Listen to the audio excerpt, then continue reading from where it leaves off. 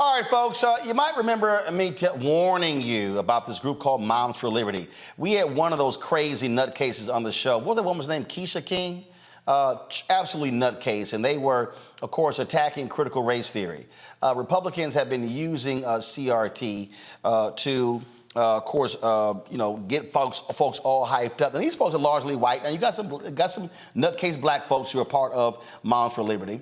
But we have seen the net result of what they did. What they started doing is they started running people for school boards.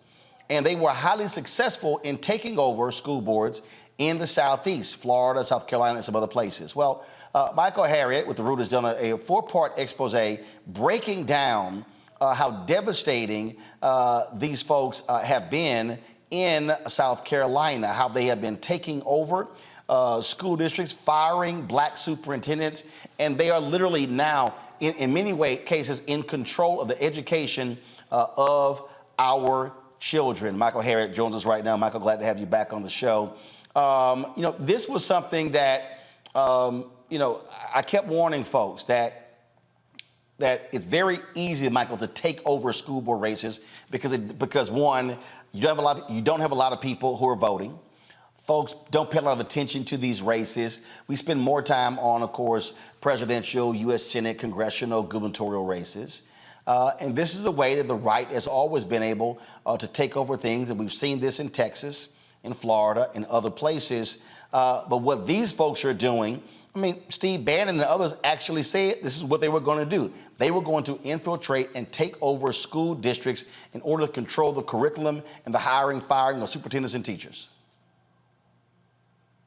Yeah, it is, one of their tactics, right? But I would argue that the school board elections is quite the opposite, right? Like, I think that they are using school board elections to turn out their disinterested voters. Like, if you imagine that the average white parent, doesn't care about Trump policies. They know that he's screwing up America. They know that the Republicans don't have an agenda, right? So how do you get them excited about turning out, right? Well, you threaten their children with this boogeyman called CRT. And so they've been using CRT because, in a lot of school districts, the elections the school board elections are held during, the governor's elections, during the Senate elections.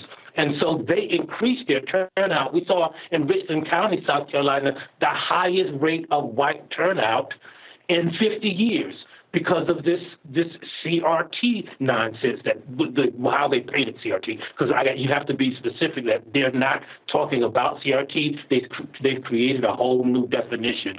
But they are using it to turn out voters for all of the Republican agenda.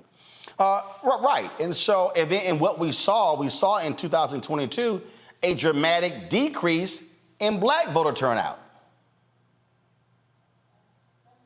Right. We saw that because part of it was the flip side of, I think a lot of black voters got complacent after they got Trump out of office.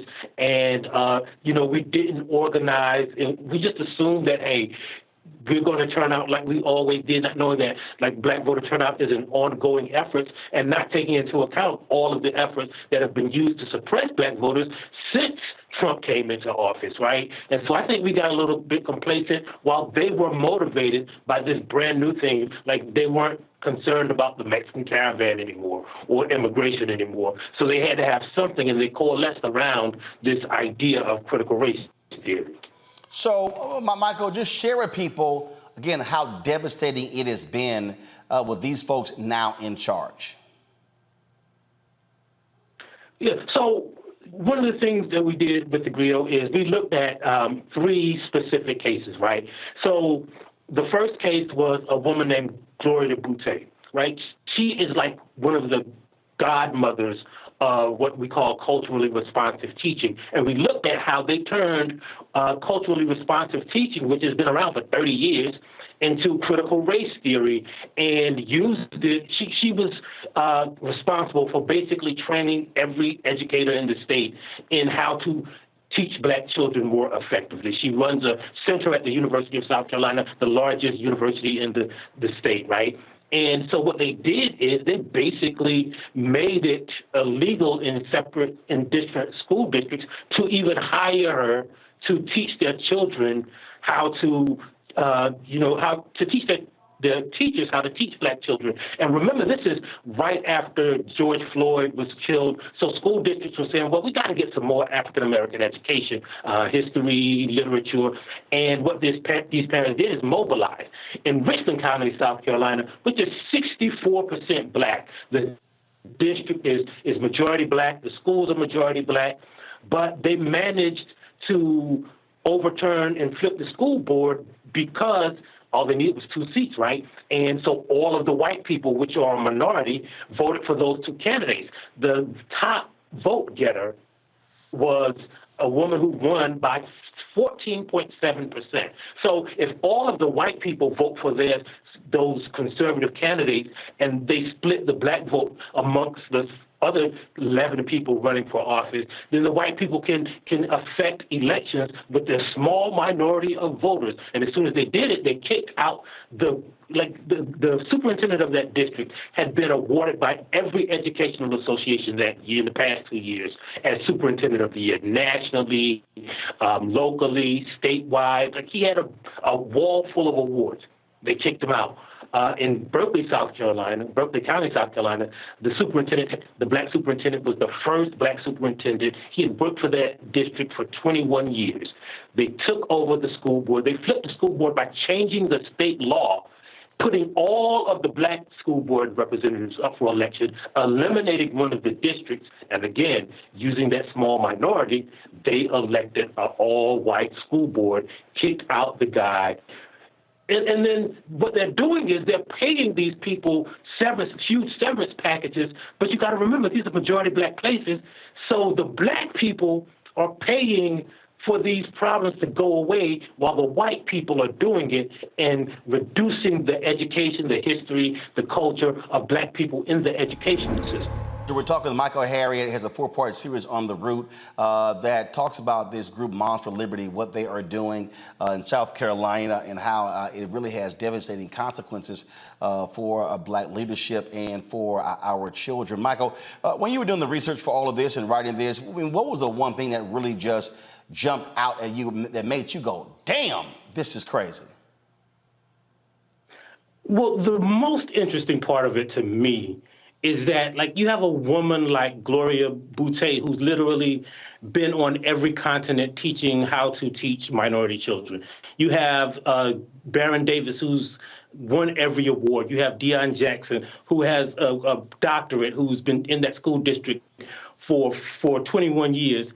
And then they are battling just random, uneducated white people, like the woman, Sherry Few, who led the effort in Kershaw County against Boutte. Like, she doesn't even have a college degree. Like, she is just uneducated. The women all over the country who are starting this movement, the woman in Berkeley County doesn't even have a child in Berkeley County schools. The president of Berkeley County Moms for Liberty, the woman in Richland County, she doesn't have a degree in education. Even the guy who started this whole thing, Christopher Rufo, right, who said he was quite intentionally redefining critical race theory as everything that white people hate. He doesn't have any education, experience, or training in education. And that's the crazy thing. Like, you have, like, the most excellent black people going up against white people who just believe things, who've never studied critical race theory, who've never studied education, who've never even studied, who don't even have a tie to the education system in their district. Wow. And again, for them, this is not about education. It's about political power. It's about control. And it is about putting black folks in their place. Let's open up for my panel. Questions for my panel. Candace, Kelly, you first.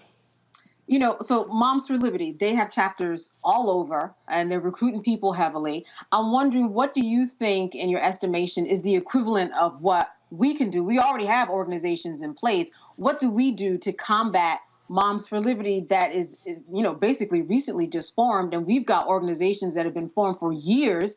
How do we jump in? What do you see as part of the solution? Well, I think part of the solution is doing just exactly what Roland is doing, right? Telling people about the threat that they pose. But I think also, right, so in these anti-CRT laws that they have concocted, right, is stuff that, like, we should turn the tables on them. If they don't want us to teach about Black history, like, we don't want them to teach what makes our kids uncomfortable. Why should our kids have to learn about Thomas Jefferson, right? Like, he was a slave owner and a slave rapist. Why do they have to? That makes my kids feel uncomfortable. George Washington chased owner Judge down until the day he died. So that makes my children feel uncomfortable. We should use their laws to our advantage. If they want to gerrymander Black people out of the education system, then we want to gerrymander their lives and all of their history of racism out of our children's heads. All right, Michael. Hey, Michael, look, it's good to talk to you. I've been following this whole anti-critical race theory a lot and talked about it on my show. What I wanted to know is, I remember when this anti-critical race theory push was beginning, you had Democrats who were reluctant to fight back against it, to call out the lies that are being told by the right, things of this nature. Now this has exploded, and you have people gaining political power through local school boards. What do you think we should do now? I understand what you just said about flipping it around and talking about Thomas Jefferson and George Washington, but overall strategy to really fight this and take back this power. What do you think, especially African Americans, should do right now? Well, first of all, we have to fight it from the inside. We have to fight it with our individual teachers, right? Like, because one of the things that people don't realize is, like, if there were people, superintendents and school board members, who wanted to teach critical race theory, like, school boards don't really control the curriculum, right? So what we have to do is fight at the state level to make sure our history is included in our curriculum. What we have to do is fight at the school board level to make sure that the people who attend those meetings aren't spreading these lies. And what we have to do, most importantly, is recognize that, like, the history of the school board, the people who are running for school board and their candidates, we should know about those candidates as much as we know about the people who are running for governor and president and secretary of state, because those are the people who, like, for instance, in Richland County, they ran this Black conservative, right? So they got some white people, all the white people to vote for her, but a few Black people saw, ooh, there's Lakeisha up here, so we're going to vote for her, not knowing that she was endorsed. Looks like we lost Michael's feed there. So if y'all can get Michael back, so we can finish the interview. I mean, the thing here, Michael, Candace, and Matt, is, again, these people are organized, they're mobilized. There's a very clear and specific strategy. And what they've done is they've caught folks slipping, Matt, in areas that people don't pay attention to. And I've spent a lot of time over the years, not just Roland Martin Unfiltered, but when I was at TV one time during a morning show, saying, folks, do not fall asleep on these school board races. Yeah, I think you're exactly right. And not only that, what they're doing is leveraging, nebulous terms like liberty and freedom to galvanize support among people who are also not going to apply the critical thought to see what is in fact being protested. That's what makes this so much more dangerous. Is not only that you're attacking down ballot races that people don't know as much information about and therefore are not as invested in, but beyond that, people, see freedom, they see liberty, they see, words of these nature, and may be behind something that they wouldn't ultimately be behind if they thought more critically about it. And I think, this conversation is so crucially important because we've talked about it on this show ad nauseum.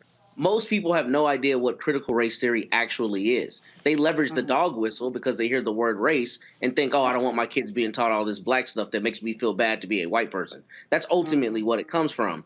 And that problem, if you don't have it countered with people who are running actively, of our people, who are running actively for the school boards, then you get them stacked with people who not only have no education, but have no real desire to imbue the kids with the actual truth.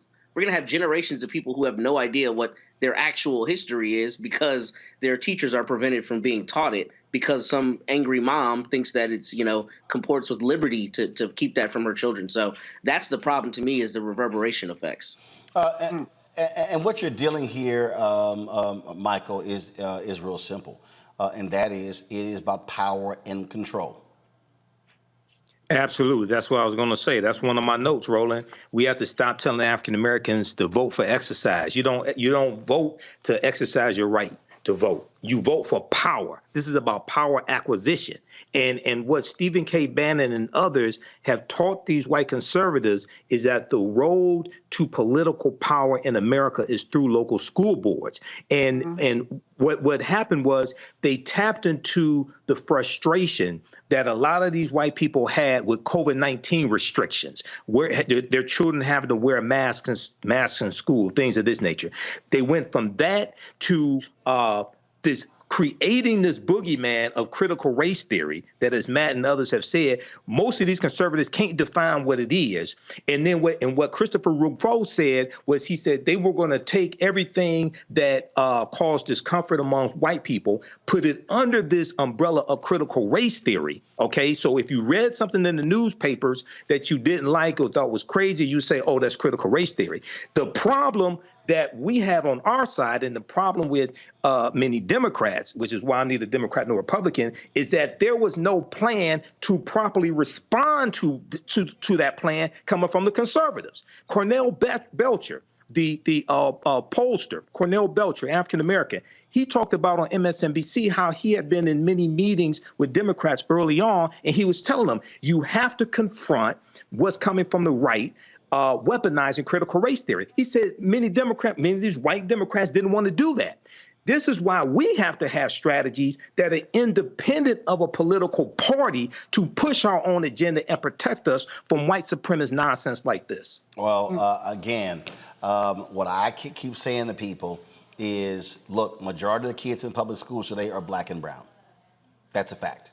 And if we are sitting on the sidelines and sitting out these elections, it's very easy to come in, run folks, take some resources, and take it over. And I keep telling people, this is going to be happening in South Carolina, North Carolina, rural areas, in the city as well.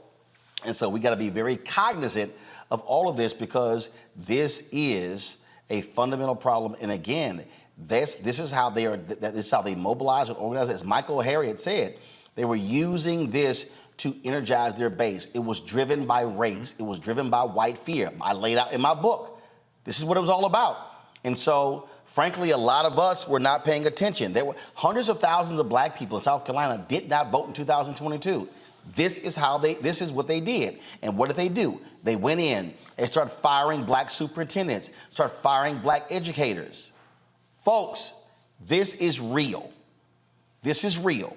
And if you're sitting and watching right now and you're saying, I don't see any big deal with this, do understand this is going to spread, and you're going to look up and they're going to be in control of places where African Americans are in the majority. And we frankly can't blame anybody but ourselves when we're not doing our part to stop them. All right, folks, back to our Roland Martin Unfiltered video in just one moment. When you talk about blackness and what happens in black culture, we're about covering these things that matter to us, speaking to our issues and concerns. This is a genuine people-powered movement. There's a lot of stuff that we're not getting. You get it, and you spread the word. We wish to plead our own cause. Too long have others spoken for us. We cannot tell our own story if we can't pay for it. This is about covering us. Invest in black-owned media. Your dollars matter. We don't have to keep asking them to cover our stuff. So please support us in what we do, folks. We want to hit 2,000 people, $50 this month, raise $100,000. We're behind 100,000, so we want to hit that. Y'all money makes this possible. Check some money orders. Go to P.O. Box 57196, Washington, D.C. 20037-0196. The Cash App is $RM Unfiltered. PayPal is R Martin Unfiltered. Venmo is RM Unfiltered. Zelle is Roland at RolandSMartin.com.